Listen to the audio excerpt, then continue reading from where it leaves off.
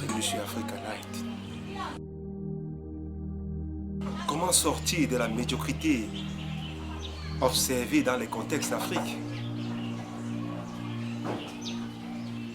Telle est la préoccupation qui nous réunit aujourd'hui.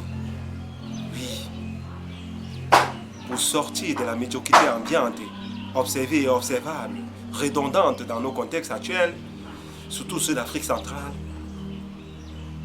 et ceux des cultures francophones, nous allons passer par 3 points. Le premier qui est celui de la prise de conscience. Le second qui est celui de la responsabilité assumée. Et le dernier qui est celui du courage. Sans plus tarder, que comprendre par la prise de conscience, nous n'en sommes pas encore véritablement arrivés à une prise de conscience. Il y a quelques années, le philosophe John Moyle parlait de la médiocrité à l'excellence. Je dirais plutôt de la complicité, de la faiblesse à la traîtrise. Oui, l'attitude observable et observée dans nos contextes africains. Oui, l'attitude observée dans nos contextes africains locaux, dans nos universités, dans nos instituts, dans nos entreprises, dans nos maisons même souvent, relève davantage d'une cooptation, d'une faiblesse, d'une paresse et une attitude de traîtrise permanente.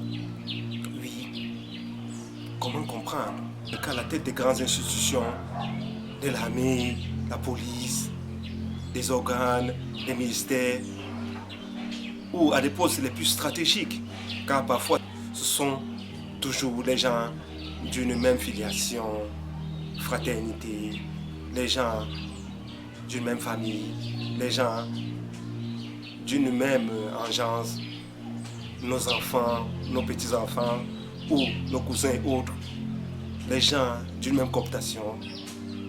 Comment comprendre que vous enseignez des gens dans une université et ils arrivent à soutenir des thèses devant vous, alors que vous les avez enseignées depuis la première année et que vous avez déposé votre thèse des années bien avant eux?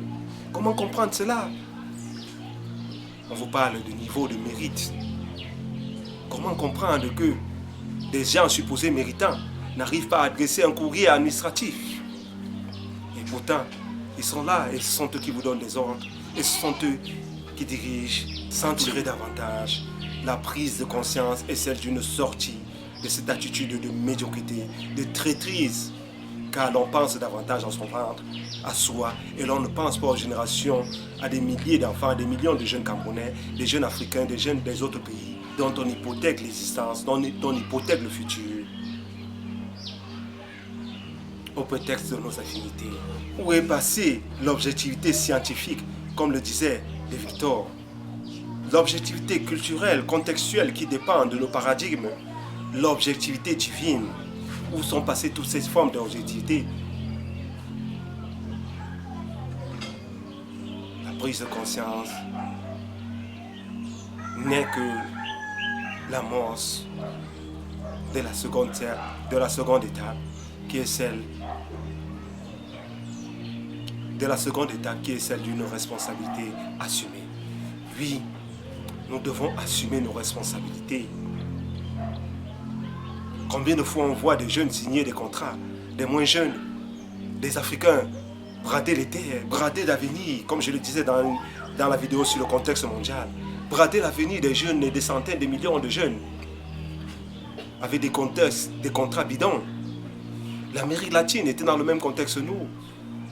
Quelques pays en Afrique, puisqu'ils ont fait en Afrique de l'Ouest, étaient dans le même contexte que nous en Afrique centrale et dans d'autres pays d'Afrique. Mais, et toujours pas des jeunes, mais des jeunes brillants.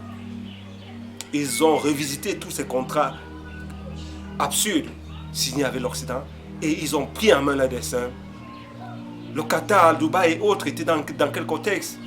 Mais ils ont pris en main leur destin et ont décidé eux-mêmes de transformer leur avenir. En créant la plus-value chez eux-mêmes, en créant par eux-mêmes, en fixant eux-mêmes les prix de leurs matières premières, en fixant eux-mêmes les prix de leurs richesses non transformées, en se dotant de contrats à fort potentiel et en se dotant de ressources humaines, en formant eux-mêmes leurs propres ressources humaines avec objectivité réelle et en se dotant de ressources qui permettraient de se projeter dans le futur sur des siècles. Oui, à plus forte raison l'Afrique, dont le génie est inestimable. Nous pouvons le faire. Nous pouvons le faire. Assumons nos choix. Si nous passons notre temps à mettre à la tête de nos pays, à la tête de nos organisations, des traîtres, comme je le dis toujours, des gens qui ont refusé l'indépendance, des gens qui ont refusé même le bien de l'Afrique et qui maintenant jouissent à sa satiété, comment pouvons-nous envisager, avec tous ces traîtres et autres suppôts de l'Occident, avoir gain de cause? Mais l'espoir demeure. Oui, en troisième lieu, je dirais que l'espoir demeure. C'est pour cela qu'il nous faut du courage. Le courage de s'accepter comme nous sommes, d'accepter nos limites, de s'ouvrir aux autres de manière réaliste et stratégique, de prendre notre destin en main, nos richesses, de créer nous-mêmes notre propre plus-value et surtout d'avancer vers le monde futur, d'avancer et de rendre le monde meilleur. Oui, l'espoir demeure. La carte Sims. Keïta du Mali et la NASA. Kazan. Les nombreuses découvertes faites par les Noirs américains et autres dans tous les domaines du savoir. Les nombreux brevets faits par le propriétaire noir américain de Lenovo et autres prouesses faites par les Africains, récupérés ou non récupérés, ont démontré à suffisance que nous avons la capacité. Oui. Je le dirais avec un peu d'orgueil, le génie créatif réside en Afrique. Comment utiliser ce génie? Telle est la question. Comment l'optimiser et amener ce génie à servir notre cause?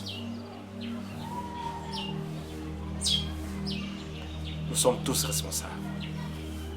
Merci. Liberty,